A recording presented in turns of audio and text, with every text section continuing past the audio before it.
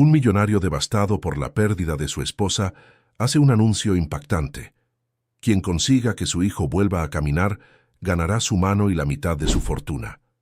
El niño, sumido en el silencio y confinado a una silla de ruedas tras la muerte de su madre, no responde a ningún tratamiento médico. Pero una humilde limpiadora, marcada por una tragedia similar, decide romper las reglas para acercarse al niño. Lo que hizo sorprendió a todos los presentes. Si esta historia te ha interesado, no olvides suscribirte a nuestro canal y decirnos desde qué ciudad nos estás viendo. Seguiremos adelante. El rugido de las cámaras fotográficas inundó la sala de conferencias del hotel más lujoso de Mindom, Monterrey. Flashes incesantes iluminaban el rostro demacrado de Ernesto Valencia Robles, uno de los empresarios más adinerados de México. Sus ojeras profundas y su mirada vidriosa revelaban noches de insomnio y días de desesperación. Los periodistas se amontonaban frente al podio, ávidos de capturar cada palabra, cada gesto de aquel hombre que controlaba un imperio de telecomunicaciones valorado en miles de millones de pesos. «Agradezco su presencia», comenzó Ernesto con voz quebradiza, tan distinta a la que solía emplear en las juntas directivas. «No estoy aquí como empresario, sino como padre. Un padre desesperado que haría cualquier cosa por ver a su hijo caminar de nuevo». El silencio se apoderó de la sala. Los periodistas, acostumbrados al cinismo, quedaron momentáneamente paralizados ante la vulnerabilidad de aquel hombre. «Mi hijo Mateo, de 5 años, perdió la capacidad de caminar hace 6 meses tras la partida de su madre, Alejandra». Ernesto hizo una pausa, intentando contener la emoción. «Los médicos aseguran que no tiene ninguna lesión física o neurológica que justifique su condición. Es un bloqueo psicológico», dicen. «Hemos consultado a los mejores especialistas del país y del extranjero, pero nada ha funcionado». Las manos de Ernesto temblaban mientras sostenía un documento oficial. «Por eso, hoy anuncio formalmente, quien logre que mi hijo vuelva a caminar, se casará conmigo y recibirá la mitad de mi fortuna. No es una promesa vacía, es un contrato legal vinculante que he firmado ante notario». El murmullo de asombro creció hasta convertirse en un clamor. Decenas de preguntas llovieron simultáneamente mientras Ernesto bajaba del podio, escoltado por su equipo de seguridad. Su rostro, ahora impasible, ocultaba la vergüenza que sentía por haber recurrido a tal medida desesperada. Pero cada noche, al ver a su hijo inmóvil en aquella silla de ruedas, se convencía de que haría cualquier cosa por devolverle la vida que merecía. En el extremo opuesto de la ciudad, en una colonia popular de Monterrey, Esperanza Vega Solís limpiaba los vidrios de una tienda de electrodomésticos cuando la noticia apareció en todos los televisores del escaparate. Sus manos, agrietadas por años de trabajo duro y productos químicos, se detuvieron en el aire. Sus ojos, de un café intenso que parecía contener historias infinitas, se clavaron en la imagen del empresario y su descabellada propuesta. «¿Viste eso, Esperanza?», preguntó doña Carmela, la propietaria de la tienda. «El mundo está loco, como si el dinero pudiera comprar los milagros». Esperanza no respondió. Su mente viajaba a otro tiempo, a otra vida. Antes de convertirse en faxinera, había sido intérprete de lengua de señas mexicana en una escuela para niños con discapacidad auditiva. Y antes de eso, había sido madre de una hermosa niña llamada Isabel, quien había sido diagnosticada con una extraña afección cardíaca congénita a los 3 años. Aquella noche, en su pequeño departamento de una habitación, Esperanza buscó en Internet toda la información disponible sobre Ernesto Valencia y su familia. Descubrió que su esposa, Alejandra Morales de Valencia, había sido una reconocida cardióloga pediátrica, especializada en enfermedades cardíacas congénitas raras. Con dedos temblorosos, Esperanza tecleó el nombre de la doctora junto al de su hija Isabel, y ahí estaba. 5 años atrás, la doctora Morales había tratado a Isabel durante sus últimos meses de vida, antes de que su pequeño corazón cediera definitivamente. Esperanza recordaba vagamente a la médica, una mujer elegante pero cálida, que había mostrado una compasión genuina, a diferencia de otros especialistas que habían tratado a su hija como un caso de estudio. También recordaba que la doctora estaba embarazada en aquel entonces. «Debe haber sido Mateo», murmuró para sí misma. Al día siguiente, mientras limpiaba oficinas en un edificio corporativo del centro de Monterrey, Esperanza vio un anuncio en el tablero de empleos. Se solicita personal de limpieza para residencia privada en San Pedro Garza García. Excelentes condiciones laborales, experiencia comprobable y referencias requeridas. La dirección pertenecía a la mansión de Ernesto Valencia. Esperanza sintió un escalofrío recorrer su espina dorsal, como si alguna fuerza invisible la estuviera guiando. No era codicia lo que la movía, ni remotamente la posibilidad de un matrimonio conveniente. Era algo más profundo, la conexión invisible entre su dolor y el de aquel niño, entre la médica que había cuidado de su hija y el pequeño que ahora sufría. Esa misma tarde, Esperanza preparó su solicitud, adjuntando sus referencias de los últimos trabajos y también, aunque no se lo pedían, su certificación como intérprete de lengua de señas mexicana. No mencionó su conexión con la doctora Morales, ni su historia personal.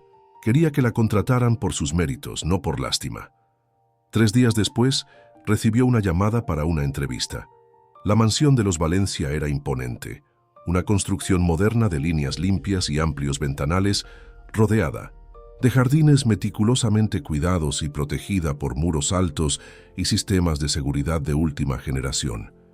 Esperanza, vestida con su mejor conjunto, fue recibida no por Ernesto, sino por una mujer de aspecto severo que se presentó como Luisa Montemayor, el ama de llaves.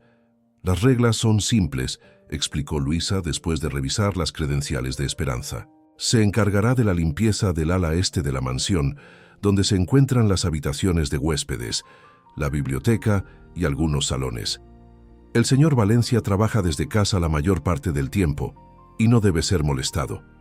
En cuanto al niño», la voz de Luisa se suavizó ligeramente. «No debe interactuar con él bajo ninguna circunstancia.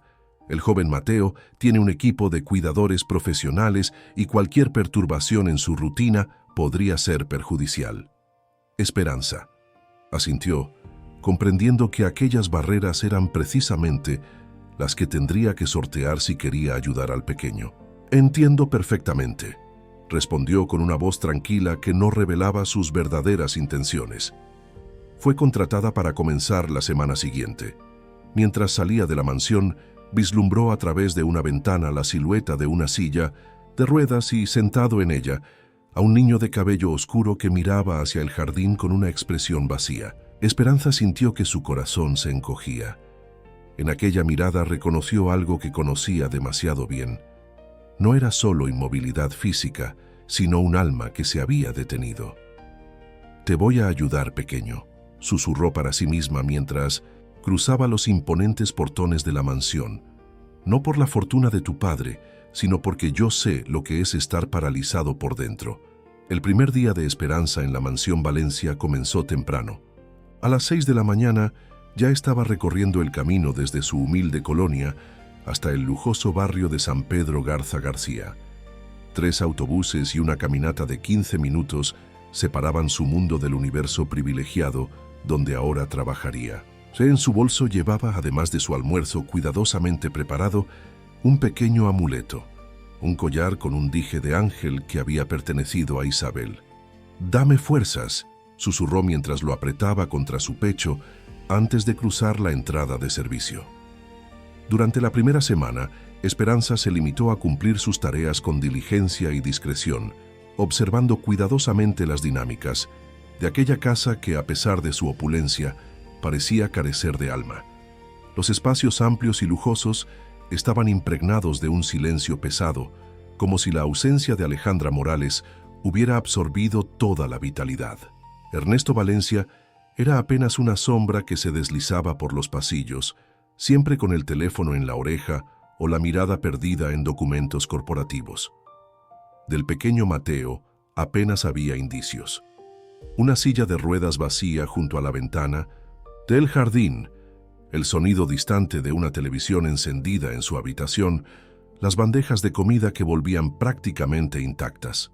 Los cuidadores y terapeutas entraban y salían con expresiones de frustración apenas disimuladas. Fue el 8º día cuando ocurrió el primer encuentro. Esperanza pulía los ventanales de la biblioteca cuando escuchó un sonido casi imperceptible, proveniente de una esquina. Allí, parcialmente oculto tras un enorme globo terráqueo antiguo, estaba Mateo en su silla de ruedas. La mirada del niño, de un ámbar idéntico al de su madre, no mostraba curiosidad ni sorpresa, solo un vacío inquietante para alguien tan joven.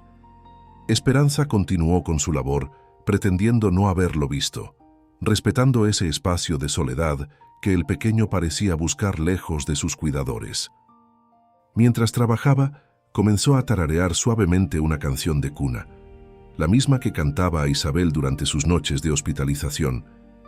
No era un acercamiento directo, simplemente una presencia compartida que no demandaba nada.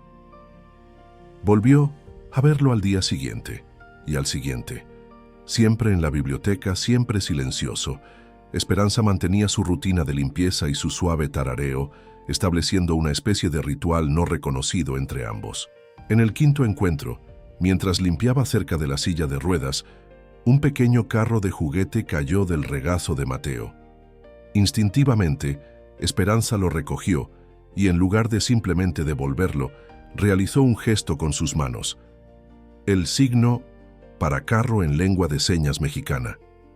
La simplicidad del movimiento pareció despertar algo en el niño, cuyos ojos siguieron el gesto con el primer destello de interés que Esperanza había visto en él. «Carro», repitió ella con voz suave, realizando nuevamente el signo. «Así decimos carro sin usar palabras, ¿ves?» Mateo no respondió verbalmente, pero sus pequeños dedos se movieron ligeramente, como intentando imitar el gesto. Era apenas perceptible, pero para Esperanza representó una grieta en el muro de aislamiento del niño.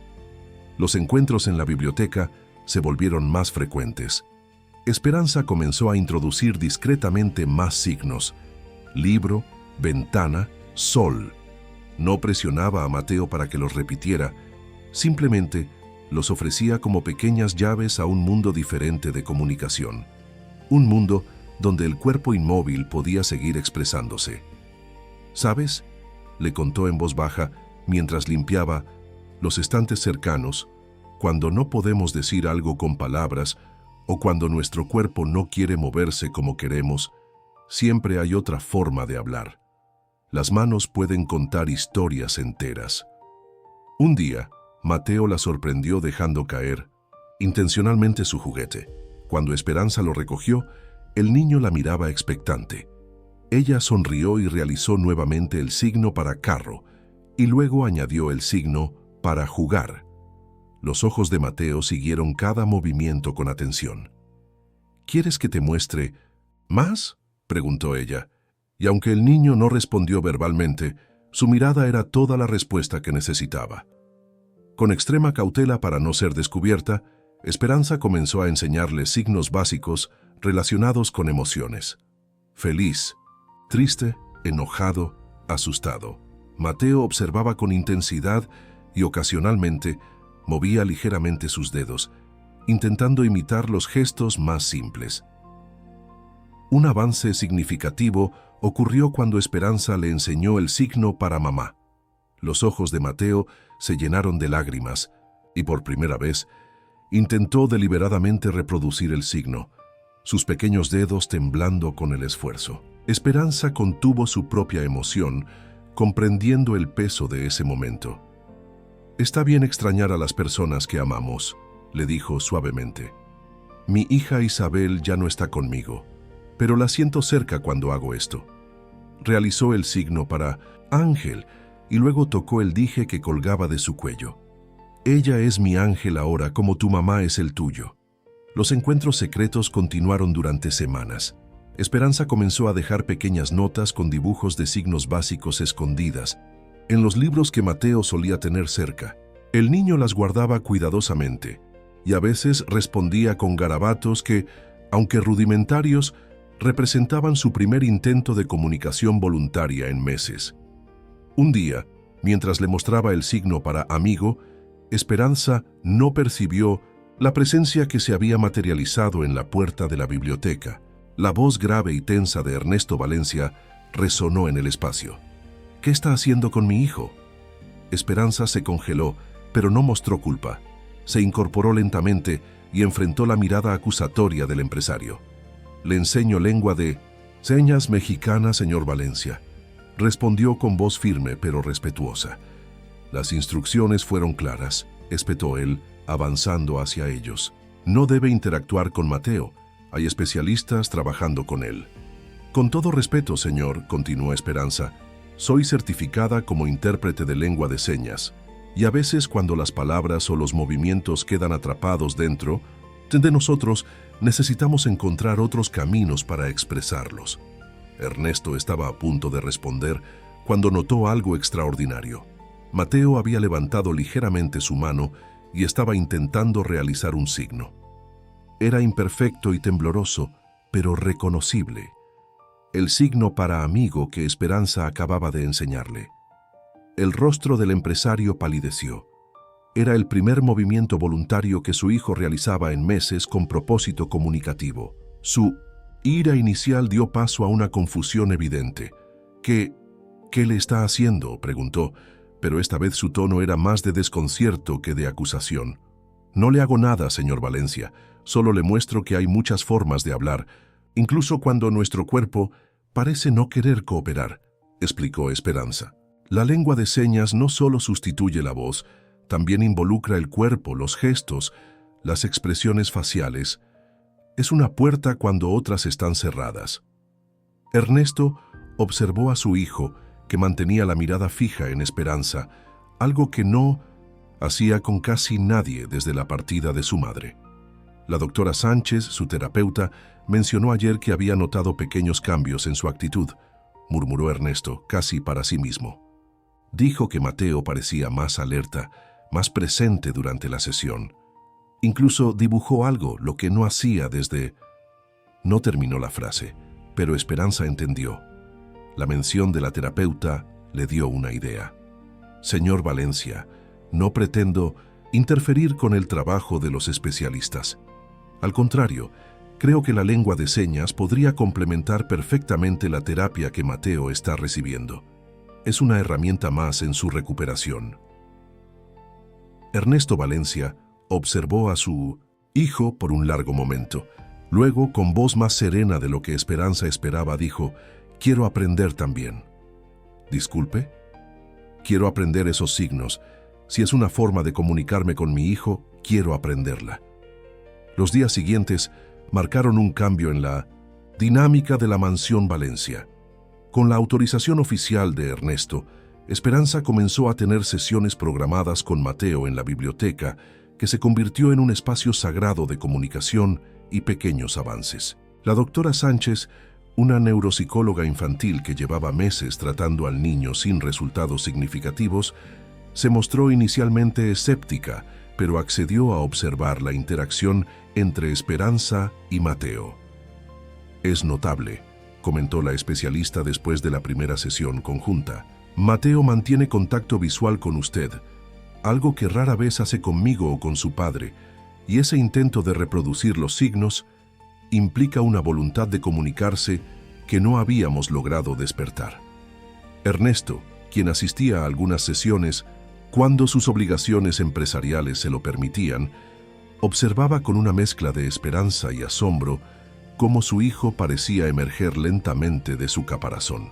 No eran avances espectaculares. Mateo seguía sin hablar y continuaba en su silla de ruedas, pero la chispa en sus ojos cuando Esperanza entraba en la habitación era innegable. «Mi hijo está regresando», comentó una tarde a Esperanza, mientras ambos observaban a Mateo hojear un libro ilustrado que ella le había traído sobre animales y sus nombres en lengua de señas. «De alguna manera usted encontró un camino cuando todos los demás fallamos». Esperanza, sin embargo, sabía que el camino sería largo y lleno de obstáculos. El bloqueo psicológico de Mateo era profundo, arraigado en el trauma de haber presenciado el colapso repentino de su madre durante un desayuno familiar. Según había averiguado discretamente, Alejandra Morales había sufrido un aneurisma fulminante. Mateo había estado sentado junto a ella y fue el primero en ver cómo su madre se desvanecía. Desde ese momento, el niño había dejado de caminar, como si sus piernas hubieran decidido detenerse junto con el corazón de su madre. Con delicadeza y paciencia, Esperanza comenzó a introducir signos relacionados con el cuerpo y el movimiento. Piernas, caminar, correr, saltar. No presionaba a Mateo para que los asociara con acciones físicas. Simplemente los incorporaba al vocabulario que estaban construyendo juntos. También le enseñaba canciones infantiles con gestos, donde las manos bailaban en el aire, creando historias visuales. Las manos pueden bailar cuando las piernas no quieren, le decía suavemente. Y está bien. Cada parte de nosotros tiene su propio tiempo para sanar. En paralelo, Ernesto cumplía su promesa de aprender lengua de señas. Al principio asistía a las sesiones como un observador silencioso, pero gradualmente comenzó a participar, sus dedos torpes intentando reproducir los gestos fluidos de Esperanza. La primera vez que logró mantener una breve conversación en señas con Mateo, apenas un intercambio básico sobre si le había gustado el almuerzo, sus ojos se humedecieron de manera casi imperceptible. «Gracias», le dijo a Esperanza esa tarde, cuando Mateo ya se había retirado con su cuidadora. Desde que Alejandra nos dejó, sentía que había perdido todas las herramientas para ser padre. Ahora al menos tengo una forma de alcanzarlo. Lo que ninguno de ellos anticipaba era la tormenta que se avecinaba. Natalia Morales, hermana menor de Alejandra y tía de Mateo, regresaba a Monterrey después de una estancia de investigación en Madrid. Ginecóloga de profesión, Natalia había pospuesto su regreso a México tras el fallecimiento de su hermana, incapaz de enfrentar la realidad de su ausencia. Ahora, finalmente de vuelta, estaba decidida a ocupar un papel importante en la vida de su sobrino. La llegada de Natalia a la mansión coincidió con una de las sesiones de Esperanza y Mateo. Desde el umbral de la biblioteca, observó con ojos entrecerrados cómo aquella mujer desconocida interactuaba con su sobrino con una familiaridad que le pareció inapropiada. «¿Quién es esa mujer?», exigió saber a Luisa, el ama de llaves, sin apartar la vista de la escena. «Es Esperanza Vega, señorita Morales. Trabaja como personal de limpieza, pero el señor Valencia la ha autorizado a enseñar lengua de señas al niño. Parece que está ayudando a Mateo a...» «¿Una empleada doméstica?», interrumpió Natalia con incredulidad. «Ernesto ha delegado el cuidado de Mateo a una sirvienta». Su voz, elevada por la indignación, llegó hasta la biblioteca. Mateo, sensible a cualquier alteración en su entorno, se tensó visiblemente. Esperanza colocó una mano tranquilizadora sobre la del niño y realizó el signo para calma. Natalia irrumpió en la habitación con paso decidido. Era una mujer impresionante, con el mismo cabello oscuro y ojos ámbar de su hermana. Fallecida, pero donde Alejandra había proyectado calidez, Natalia emanaba una intensidad casi agresiva. «Tía Natalia ha vuelto, cariño», anunció con una sonrisa forzada dirigida a Mateo, ignorando deliberadamente a Esperanza. «¿No vas a darme un abrazo? He traído regalos de España para ti». Mateo permaneció inmóvil, sus ojos fijos en sus propias manos. Natalia interpretó su reacción como timidez natural después de tanto tiempo sin verse. Pero Esperanza reconoció los signos de ansiedad que el niño había comenzado a mostrar. «Quizás podríamos dar por terminada la sesión por hoy», sugirió Esperanza con calma. «Mateo parece cansado y seguro quiere tiempo para reconectarse con su tía». La mirada que Natalia lanzó a Esperanza estaba cargada de desdén. «Por supuesto, puedes retirarte a tus labores de limpieza. La familia se encargará desde aquí». Esperanza no se dejó intimidar. Con suavidad, realizó el signo de «hasta mañana» hacia Mateo, quien respondió con un pequeño movimiento de sus dedos, apenas visible pero significativo. Luego se retiró con dignidad, consciente de la mirada evaluadora de Natalia siguiéndola hasta la puerta. Esa misma tarde, Natalia confrontó a Ernesto en su despacho.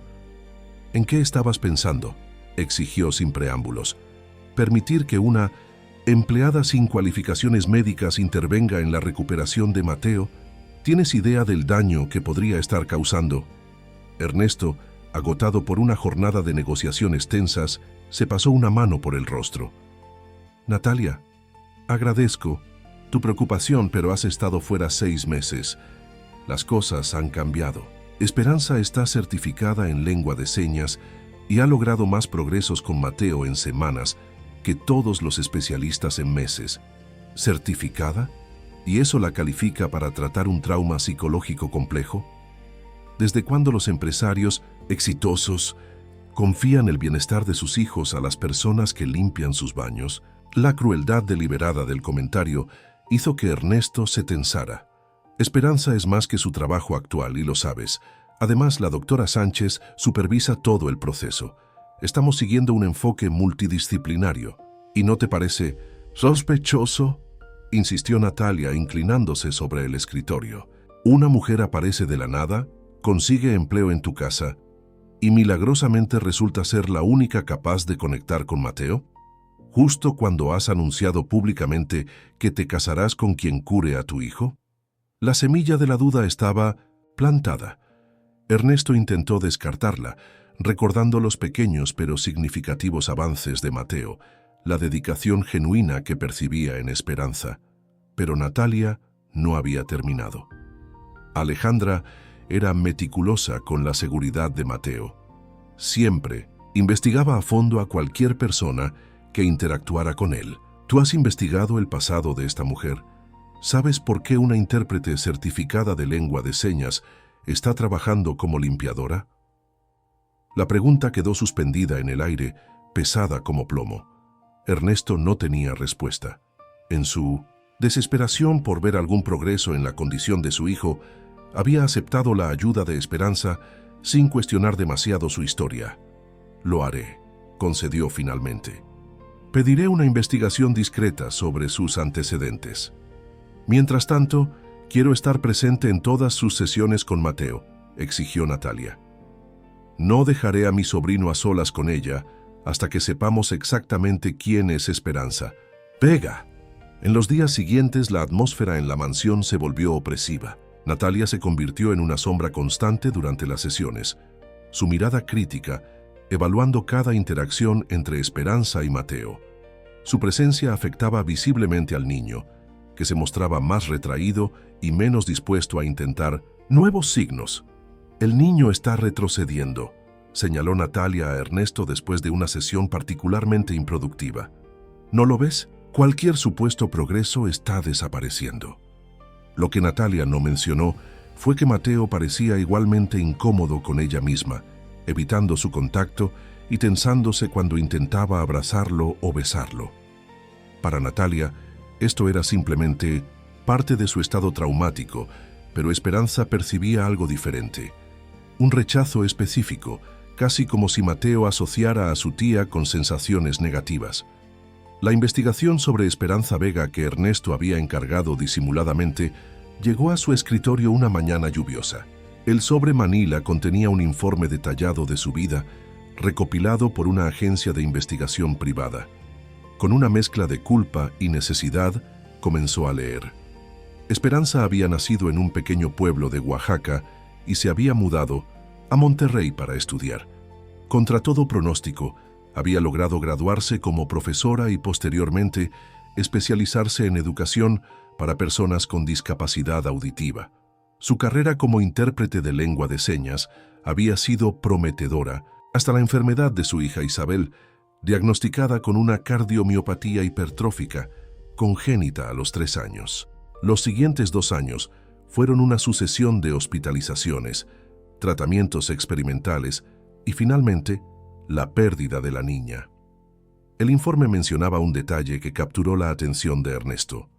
Alejandra Morales había sido efectivamente una de las cardiólogas consultadas en el caso de Isabel. No la médica principal, pero había participado en juntas médicas sobre el tratamiento de la pequeña.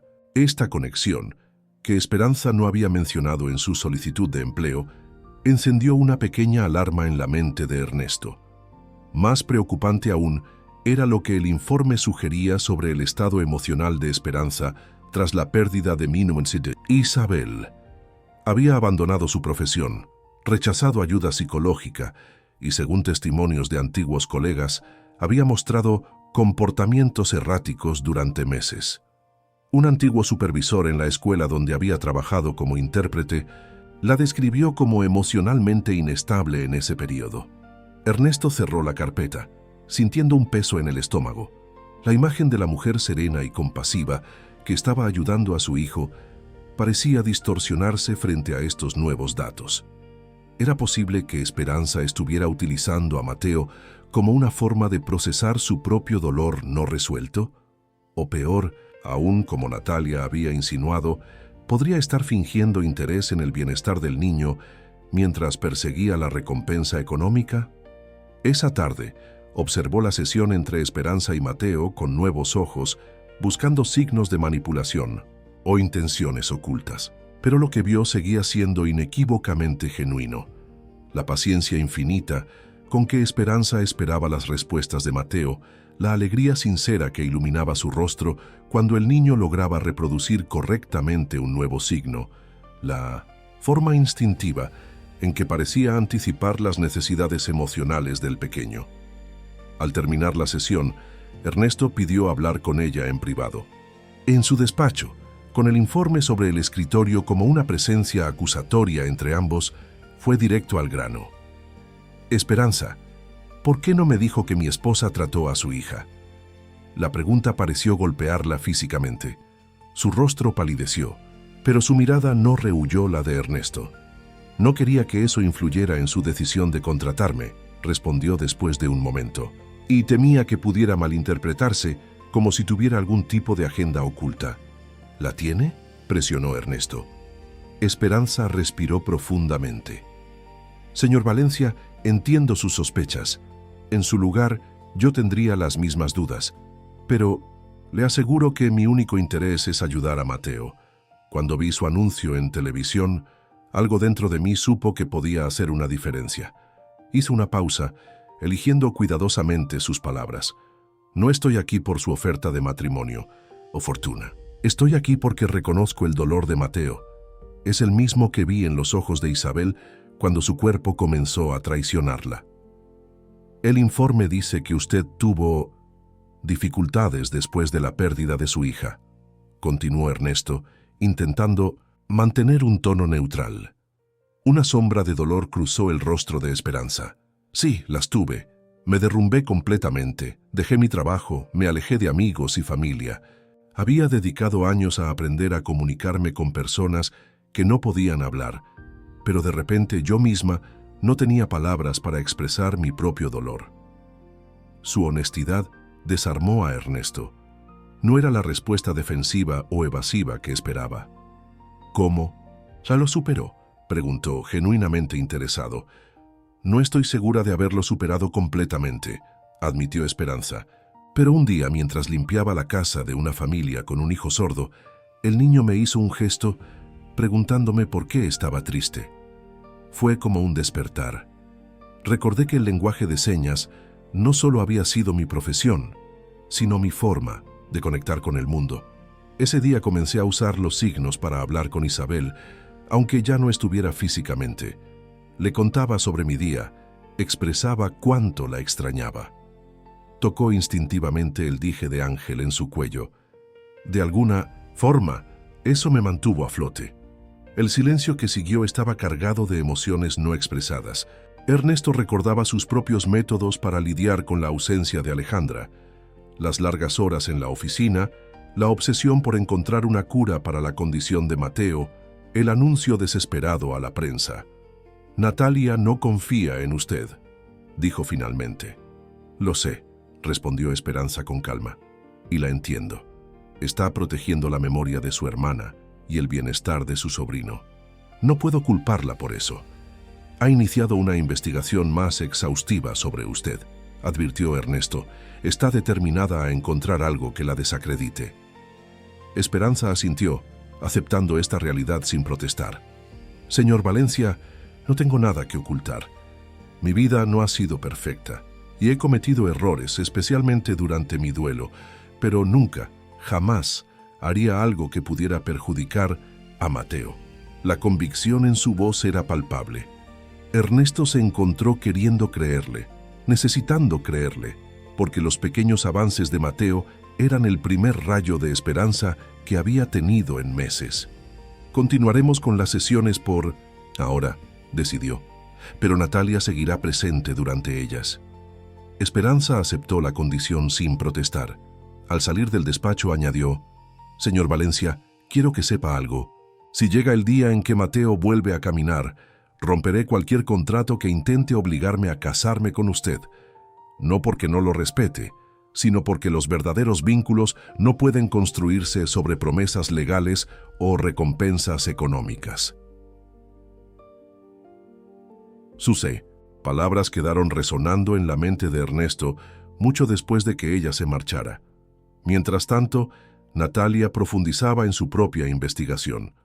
No confiaba en la agencia contratada por Ernesto, considerando que podrían ser demasiado superficiales en su análisis. Viajó personalmente a Oaxaca, visitó la escuela donde Esperanza había trabajado, entrevistó a antiguos vecinos y colegas. Lo que descubrió alimentó sus sospechas. Testimonios sobre episodios de llanto incontrolable en público, un incidente en el hospital donde Esperanza había tenido que ser sedada tras un ataque de ansiedad, rumores sobre posibles negligencias en el cuidado de Isabel durante sus últimos meses. Ninguna acusación era concluyente o verificable, pero para Natalia constituían un patrón alarmante. A su regreso a Monterrey, mantuvo una acalorada discusión con Ernesto. ¿No lo ves?, insistió agitando sus notas frente a él. Esta mujer es inestable. Perdió a su hija y ahora busca sustituirla con Mateo. Es un caso clásico de transferencia emocional no resuelta. Natalia, entiendo tu preocupación, respondió Ernesto, intentando mantener la calma. Pero los hechos son innegables. Mateo está respondiendo a ella.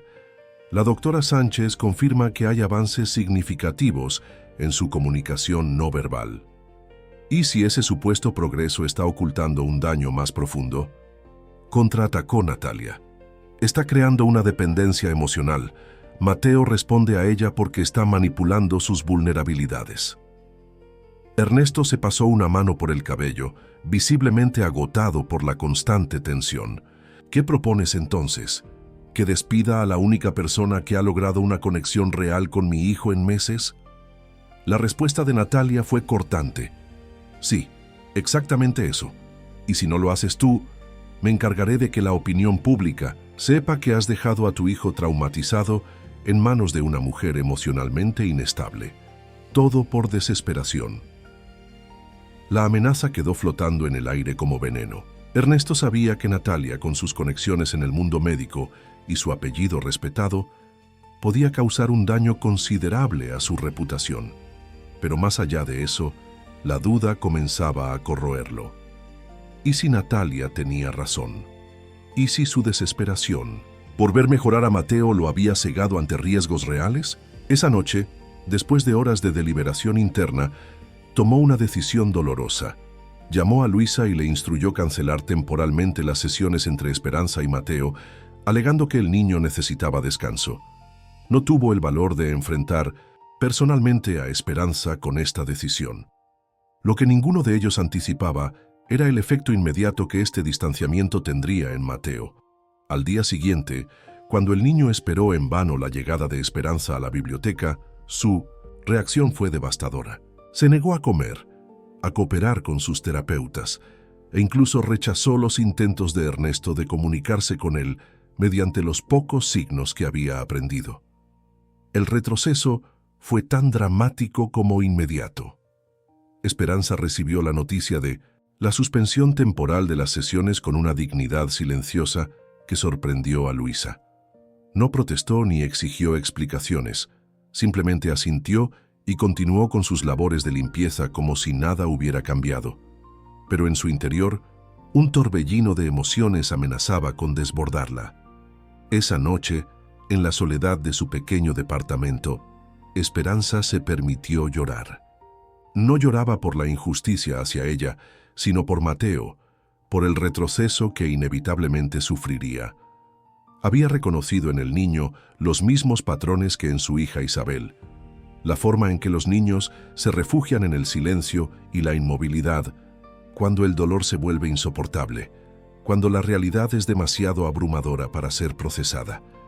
«¿Qué hago, Isabelita?», murmuró, sosteniendo el dije de Ángel entre sus dedos.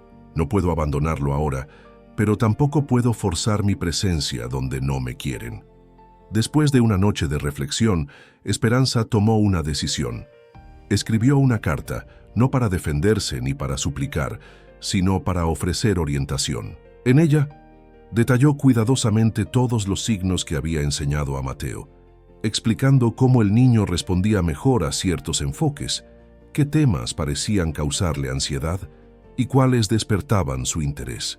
Incluyó dibujos de los signos básicos para que Ernesto pudiera continuarlos y una lista de recomendaciones para que el proceso iniciado no se perdiera completamente. Al final de la carta, añadió una nota personal. «Señor Valencia, entiendo su decisión y la respeto. Mi único deseo es que Mateo encuentre su camino de regreso, ya sea conmigo o con alguien más». El lenguaje de señas no es solo una herramienta de comunicación, es un puente entre mundos interiores. Cuando las palabras fallan, cuando el cuerpo se niega a cooperar, nuestras manos pueden seguir hablando.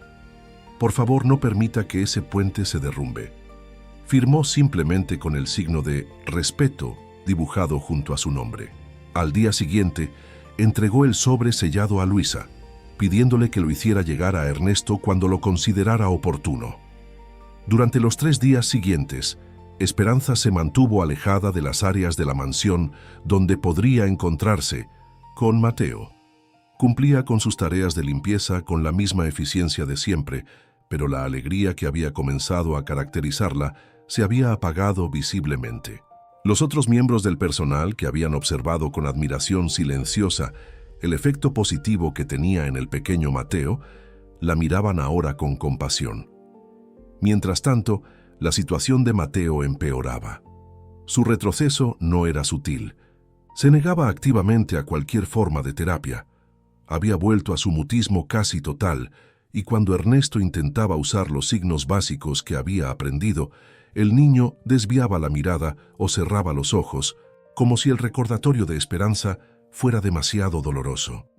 La doctora Sánchez expresó su preocupación en términos inequívocos. «Estamos perdiendo terreno rápidamente», advirtió a Ernesto después de una sesión particularmente infructuosa.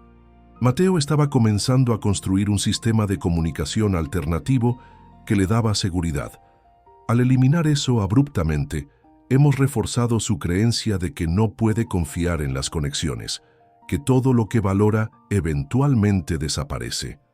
Ernesto se sentía atrapado entre opiniones contradictorias. Por un lado, los profesionales médicos confirmaban el retroceso de Mateo y sugerían reconsiderar la presencia de Esperanza.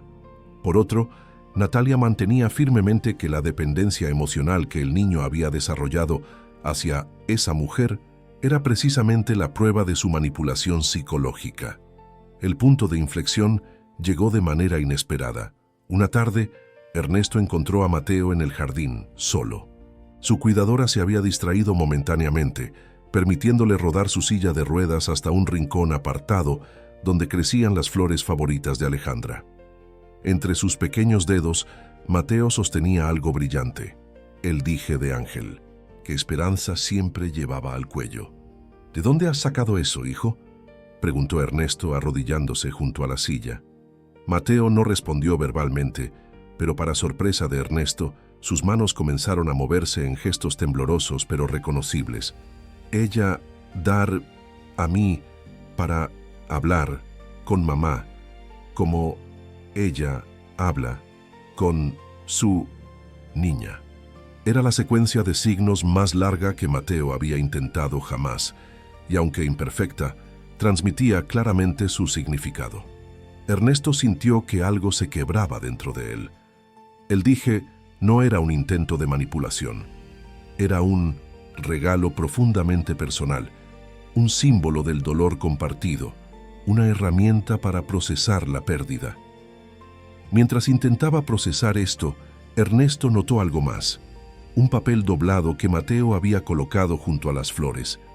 Al abrirlo, encontró un dibujo infantil, 3 figuras cogidas de la mano, una alta con corbata, claramente Ernesto, una pequeña en lo que parecía ser una silla de ruedas, Mateo, y una figura femenina con un objeto brillante en el cuello, indudablemente Esperanza. Sobre ellos, flotando entre nubes estilizadas, otras 2 figuras con alas, una mujer con bata de médico y una niña pequeña. La imagen era simple pero desgarradora en su honestidad.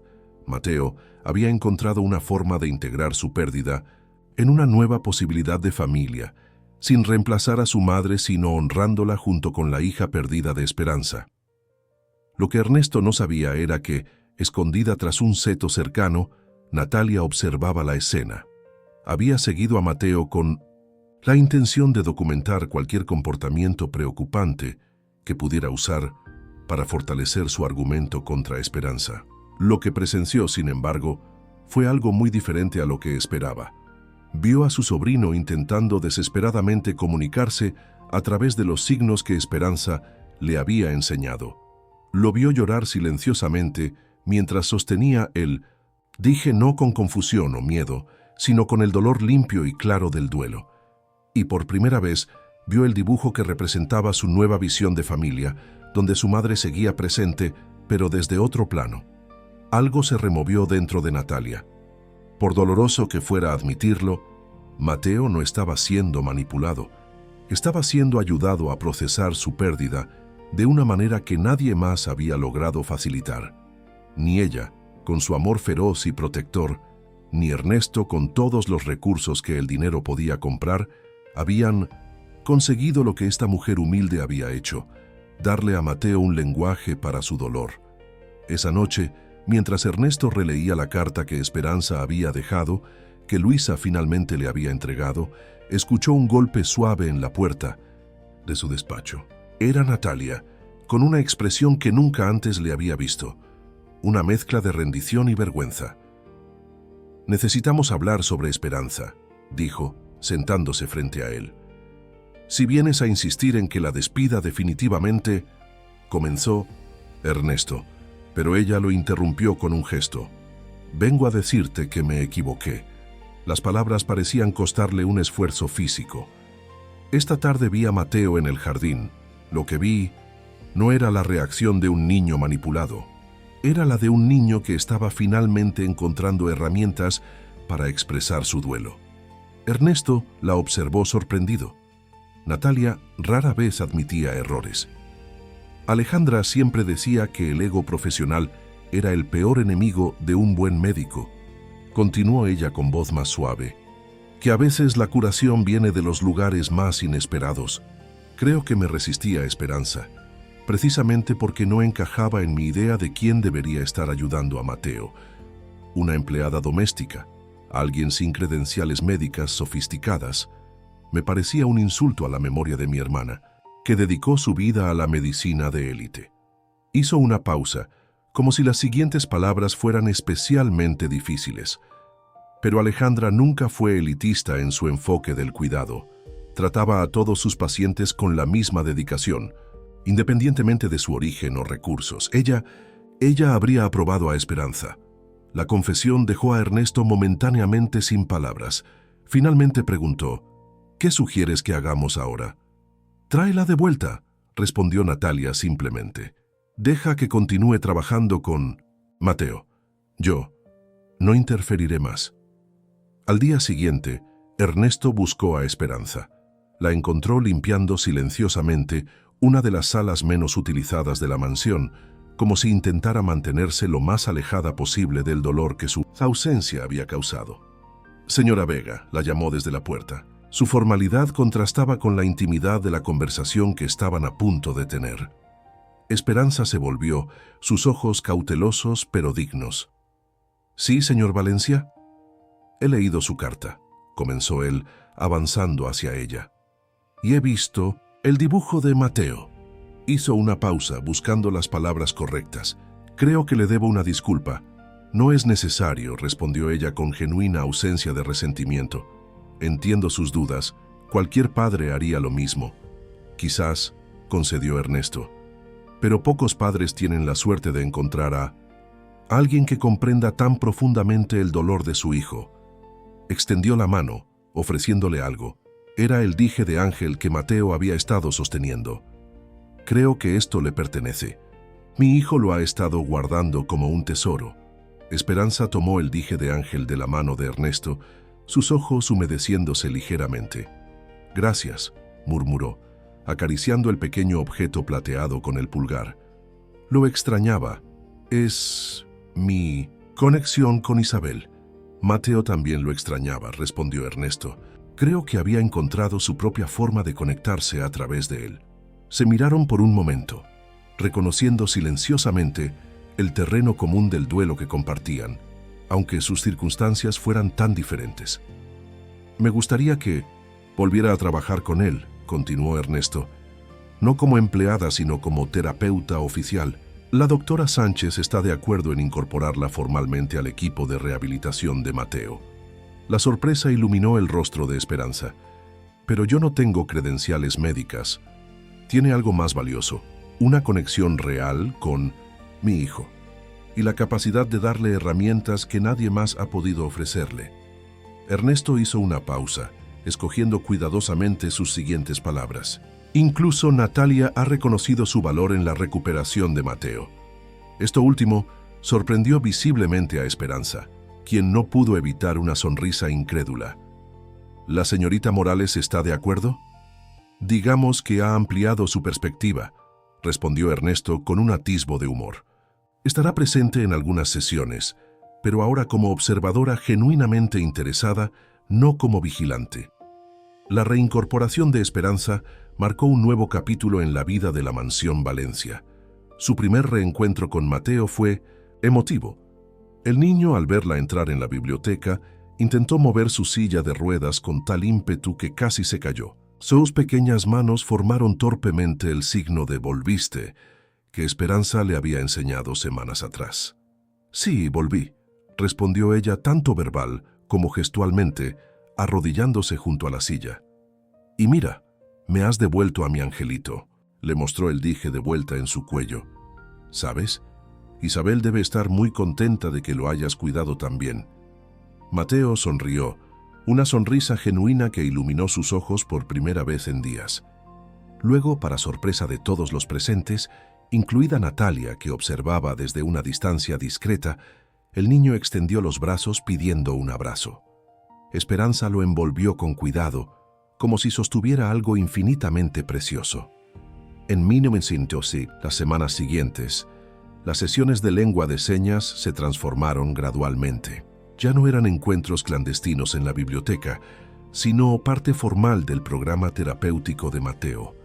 Esperanza trabajaba en estrecha colaboración con la doctora Sánchez y juntas desarrollaron un enfoque que combinaba comunicación no verbal, terapia física y expresión emocional.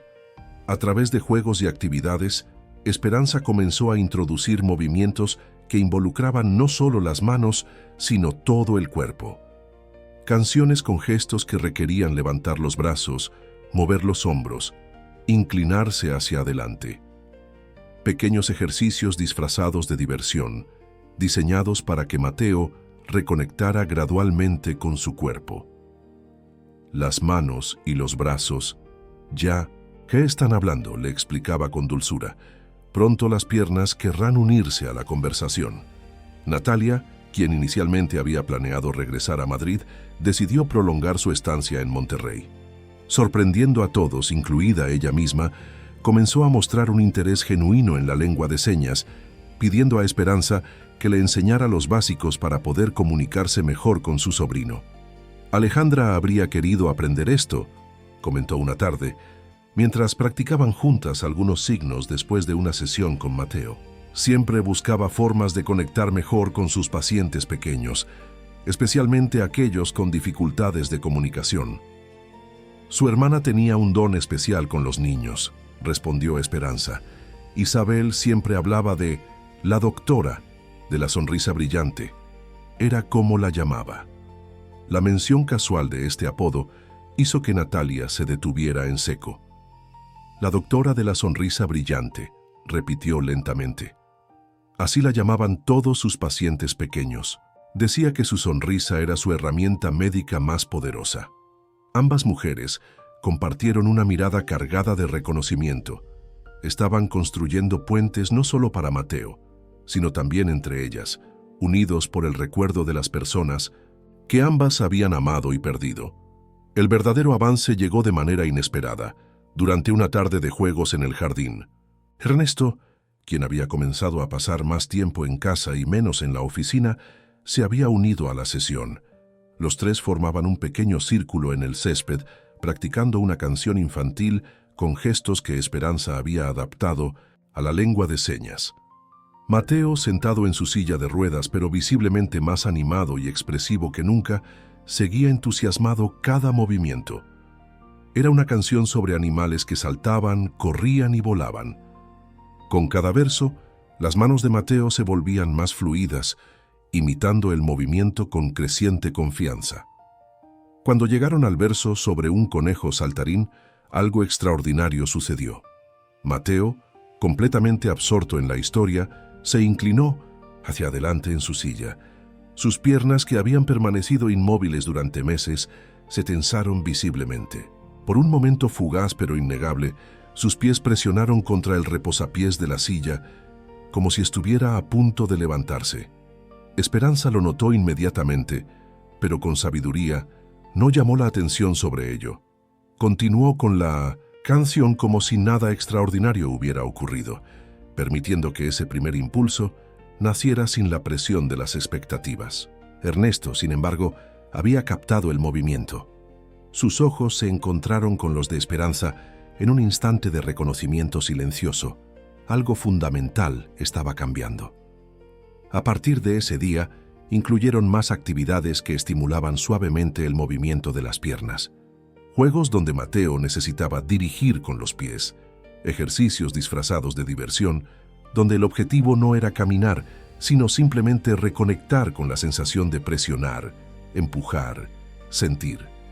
La doctora Sánchez, observando estos desarrollos, ofreció una perspectiva esperanzadora. El bloqueo de Mateo siempre ha sido psicológico, no físico. Lo que estamos viendo es su mente, permitiéndole gradualmente reconectar con su cuerpo. La lengua de señas ha sido el puente perfecto. Le ha dado una forma de expresión que no amenaza su mecanismo de defensa, y ahora esa expresión está desbordándose naturalmente hacia el movimiento físico. Ernesto, por su parte, experimentaba su propia transformación.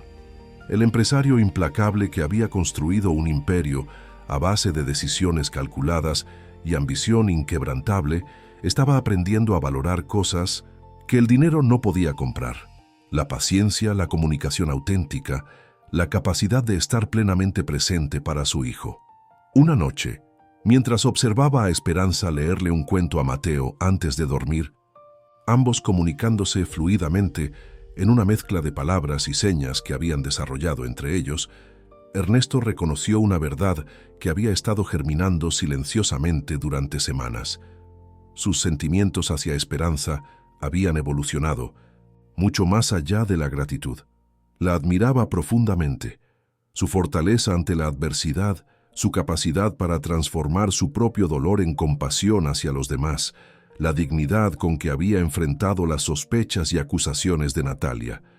Pero más allá de la admiración, había algo más: un anhelo de construir algo nuevo, no basado en contratos legales o promesas públicas, sino en el entendimiento mutuo que habían desarrollado a través de su preocupación compartida por Mateo. La idea del contrato matrimonial que había anunciado tan precipitadamente a la prensa le parecía ahora absurda, incluso ofensiva. ¿Cómo había podido pensar que el amor y el cuidado genuinos podían comprarse o forzarse mediante un acuerdo legal? Una tarde, Mientras Esperanza y Mateo trabajaban en ejercicios de fortalecimiento disfrazados como un juego de pies mágicos, Ernesto recibió una llamada urgente de su abogado. La noticia era inquietante. Un periódico sensacionalista planeaba publicar un artículo cuestionando los métodos no convencionales empleados en la rehabilitación de Mateo, con insinuaciones sobre la verdadera naturaleza de la relación entre Ernesto y la exvaccinera. Sugieren que todo es una estratagema para cumplir con los términos de su anuncio público sin realmente ceder la mitad de su fortuna, explicó el abogado. Están utilizando información proporcionada por fuentes cercanas a la familia. Aunque nadie lo mencionó explícitamente, la sospecha sobre quién podría ser esa fuente recayó inmediatamente en Natalia. Pero cuando Ernesto la confrontó, su indignación pareció genuina. ¿Crees que después de todo lo que he visto, después de disculparme y reconocer el valor de Esperanza, haría algo así? Respondió visiblemente dolida. He cometido errores, Ernesto, pero no soy tan mezquina. Las sospechas se dirigieron entonces hacia algún empleado descontento o algún periodista particularmente persistente. Fuera quien fuese la fuente, el daño potencial era real. Ernesto se reunió con Esperanza esa misma noche, después de que Mateo se durmiera, para discutir la situación. Quizás deberíamos adelantarnos, sugirió ella sorprendiéndolo. Dar nuestra propia versión antes de que publiquen sus especulaciones. ¿Qué propones exactamente?, preguntó Ernesto. Una conferencia de prensa, similar a la que diste hace meses, pero con un propósito completamente diferente.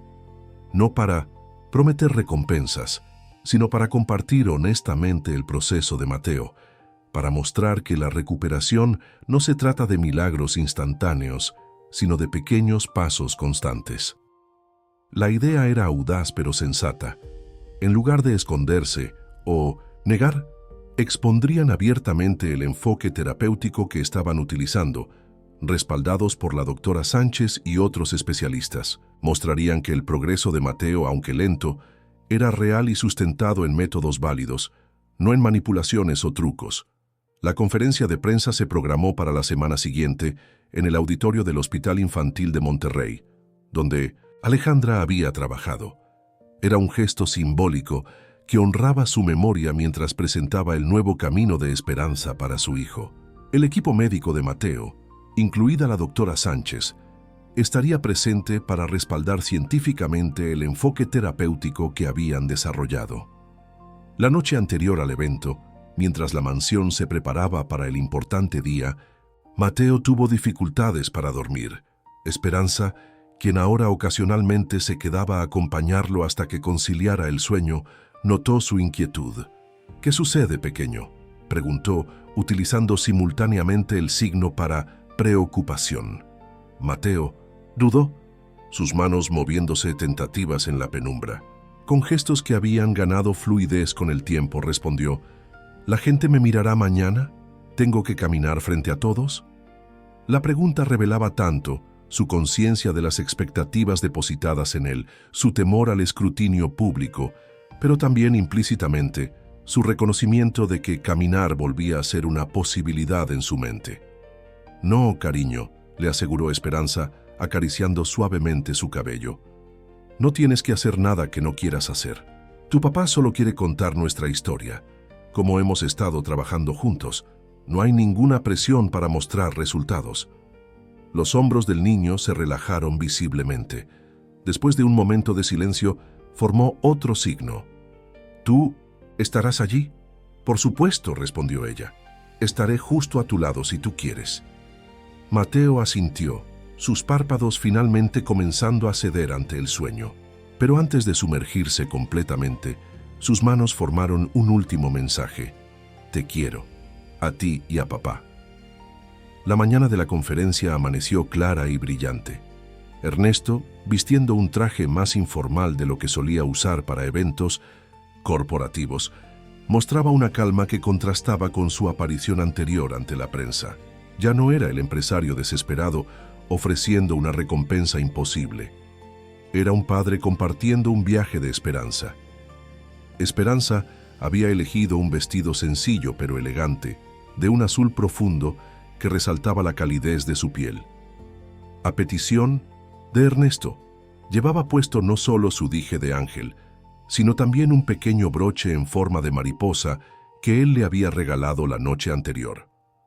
Las mariposas representan transformación, le había explicado al entregárselo, y tú has transformado nuestras vidas.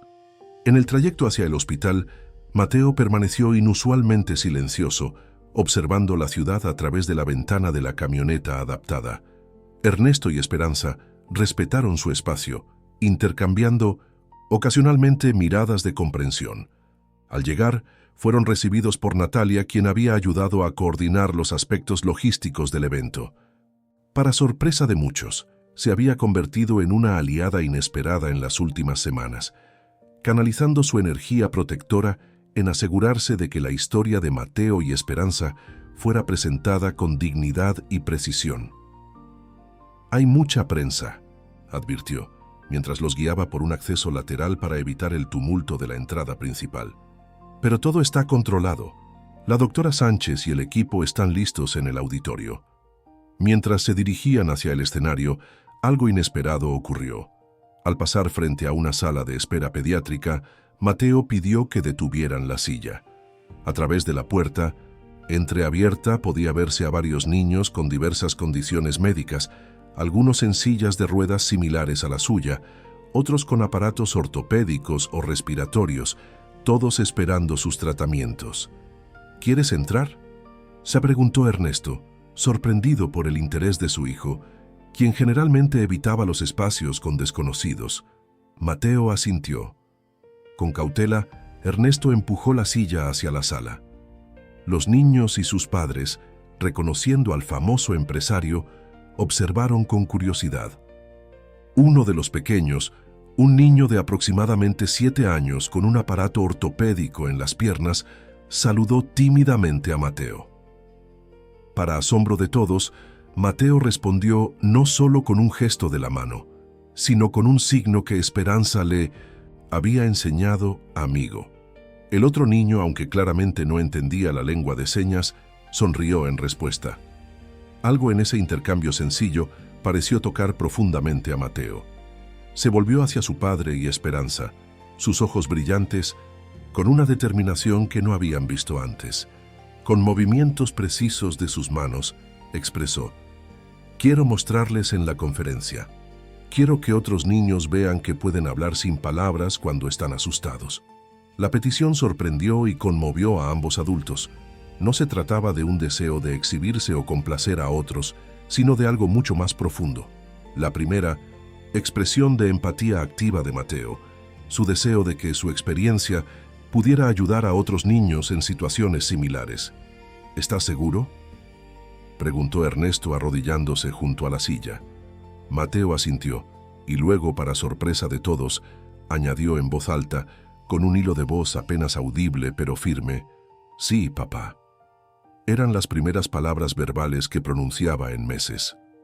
La conferencia de prensa comenzó según lo planeado. Ernesto, con una elocuencia nacida de la convicción, explicó a los medios reunidos cómo su desesperada oferta inicial había surgido de un lugar de impotencia y dolor. «Hoy no estoy aquí para hablar de contratos o recompensas», aclaró. «Estoy aquí para compartir que el verdadero milagro no ha sido un resultado instantáneo, sino el proceso. Un proceso que comenzó cuando una persona extraordinaria entró en nuestras vidas y nos enseñó un nuevo lenguaje. No solo a Mateo, sino a mí también». Presentó a la doctora Sánchez, quien explicó en términos médicos el bloqueo psicosomático de Mateo y cómo la lengua de señas había proporcionado un puente crítico para su expresión emocional. Luego se dio la palabra a Esperanza. Con sencillez y autenticidad, Esperanza compartió su experiencia, evitando cuidadosamente presentarse como una sanadora milagrosa o una experta infalible. Lo que Mateo necesitaba, lo que todos necesitamos, cuando estamos paralizados por el dolor, es un camino alternativo para expresarnos. La lengua de señas fue ese camino para él. Para otros niños podría ser el arte, la música o cualquier forma de comunicación que les permita exteriorizar lo que llevan dentro. Cuando llegó el momento para preguntas, un periodista levantó la mano. «Señor Valencia, ¿qué hay sobre su promesa pública de casarse con quien curara a su hijo? ¿Considera que la señora Vega ha cumplido con esa condición?» Un murmullo recorrió el auditorio. Era precisamente el tipo de pregunta que temían, centrada en el sensacionalismo y no en el verdadero progreso de Mateo. Pero antes de que Ernesto pudiera responder, ocurrió algo extraordinario. Mateo, sentado entre su padre y Esperanza, comenzó a moverse en su silla. Con una determinación visible en cada gesto, colocó sus pequeñas manos sobre los reposabrazos y ante la mirada atónita de todos los presentes, incluidos su padre y Esperanza, empujó hacia abajo, incorporándose lentamente. Un silencio absoluto cayó sobre la sala mientras Mateo, con piernas temblorosas pero decididas, se ponía de pie por primera vez en meses. Ernesto, paralizado por la emoción, no se atrevía ni a respirar. Esperanza, con lágrimas silenciosas rodando por sus mejillas, permaneció igualmente inmóvil, como si cualquier movimiento pudiera romper la magia del momento. Con pasos inestables pero determinados, Mateo dio 3 pasos hacia el micrófono. Su voz, débil por el desuso pero sorprendentemente clara, resonó en el silencio expectante. «Mi papá no necesita casarse con nadie por un contrato. Él y Esperanza se quieren de verdad. Yo los veo». La simplicidad y la profunda verdad de sus palabras desató una ola de emoción en la sala. Flashes de cámaras capturaron el momento histórico mientras Ernesto se precipitaba hacia su hijo, sosteniéndolo justo cuando sus piernas comenzaban a flaquear por el esfuerzo. Tomando a Mateo en brazos, Ernesto buscó la mirada de Esperanza, quien permanecía inmóvil, abrumada por la magnitud de lo que acababa de presenciar. En un gesto que decía más que cualquier palabra, extendió su mano libre hacia ella, invitándola a unirse a ellos. Ante las cámaras y el público, pero sobre todo ante Mateo, Ernesto habló con una voz cargada de emoción. «Tienes razón, hijo. El amor verdadero no se construye con contratos. Se construye día a día con paciencia, con comprensión, con respeto mutuo». Mirando directamente a Esperanza, continuó. «Cualquier documento que firmé ofreciendo matrimonio a cambio de tu recuperación queda oficialmente anulado hoy. Pero si Esperanza algún día decide que quiere formar parte de nuestra familia, no será por obligación, sino por elección, la suya y la nuestra».